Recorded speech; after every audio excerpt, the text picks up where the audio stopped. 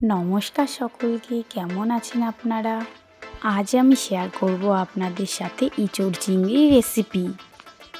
ইঁচড় চিংড়ির এই রেসিপিটি গরম ভাতে খেতে খুব সুন্দর লাগবে। এই ইঁচড় চিংড়ির রেসিপিটি আমার খুব ভালো লাগে, তাই মা বারবার করে আমার জন্য রান্না করে দেয়। চলুন তবে রেসিপিটি দেখে নিন। প্রথমে ইঁচড়টাকে ভালো করে সেদ্ধ করে নিচ্ছে।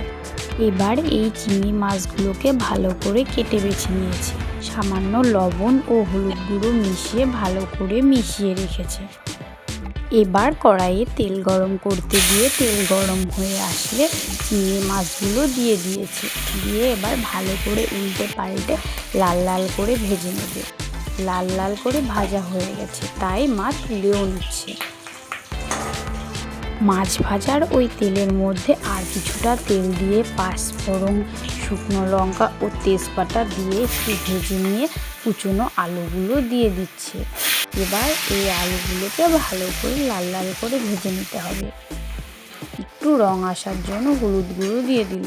আলুটা একটু লাল লাল হয়ে আসলে আদা, জিরে, রসুন, পেঁয়াজ ও লঙ্কা বাটাটা দিয়ে দিল। দিয়ে ভালো করে সবগুলো মিশিয়ে নিচ্ছে। এবার অনেকক্ষণ ধরে কষিয়ে নেবে, তাহলে আলুটাও একটু সেদ্ধ হয়ে যাবে আর অনেকক্ষণ ধরে কষানোর জন্য খেতে অনেক টেস্টি লাগবে। এবার টমেটো কুচনোগুলো দিয়ে দিল। দিয়ে আবারও ভালো করে নাড়াচাড়া করে নিচ্ছে। এমন সময় গ্যাসটা একটু আস্তে দিতে হবে, দিয়ে নাড়াচাড়া করে কষিয়ে নিতে হবে, তাহলে কষানোটা খুব সুন্দর হয়। আগে থেকে সেদ্ধ করা ওই ইঁচড়গুলো এবার এর মধ্যে দিয়ে দিল। সামান্য হলুদ গুঁড়োও দিয়ে দিল। দিয়ে সবগুলো এখন ভালো করে মিশিয়ে নিচ্ছে। সবগুলো ভালো করে মিশিয়ে নেওয়ার পর এবার ভালো করে কষিয়ে নিতে হবে নেড়ে চেড়ে। এমনভাবে কষাতে কষাতে যখন দেখবেন যে তেল ছেড়ে আসছে, তখন জানবেন যে আপনাদের কষানো হয়ে গেছে। আমাদেরও অনেকটাই কষানো হয়ে এসেছে, তাই মা এবার কিছুটা জল দিয়ে দিল, যাতে আবারও আলু ও ইঁচড়গুলো আর একটু সেদ্ধ হয়ে আসে। এবার সব কিছু ভালো করে মিশিয়ে নিতে হবে। অনেকটাই মিশিয়ে নেওয়ার পর এবার সামান্য পরিমাণে লবণ দিয়ে দিল স্বাদ অনুসারে। আবারও গ্যাসটিকে আস্তে দিয়ে এবার একটা ঢাকা দিয়ে দিল, যাতে সেদ্ধ হয়ে আসে তাড়াতাড়ি। 5 মিনিট পর ঢাকাটা খুলে আবারও সব কিছু ভালো করে মিশিয়ে নিতে হবে। আর হ্যাঁ, মা কড়াইয়ে এঁচড়গুলো সেদ্ধ করেছে, তবে আপনারা যদি মনে করেন প্রেসারে সেদ্ধ করব তবে করতে পারেন। এবার আগে থেকে ভেজে রাখা এই চিংড়ি মাছগুলো ঝোলের মধ্যে দিয়ে দিল। এবার সব কিছু আবারও ভালো করে মিশিয়ে নিচ্ছে। আমাদের ঝোল অনেকটাই শুকিয়ে এসেছে ও সব কিছুই সেদ্ধ হয়ে এসেছে, তাই এবার গরম মশলা বাটাটা দিয়ে দিল।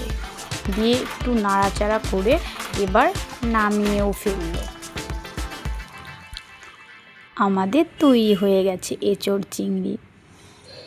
কেমন লাগলো আপনাদের এই মায়ের হাতের এঁচড় চিংড়ির রেসিপিটি? সকলে একদিন বাড়িতে এমনভাবে রান্না করে দেখবেন। সাথে মায়ের হাতের গরমের দুপুরে মসুর ডালের রেসিপিটি দেখে নিন।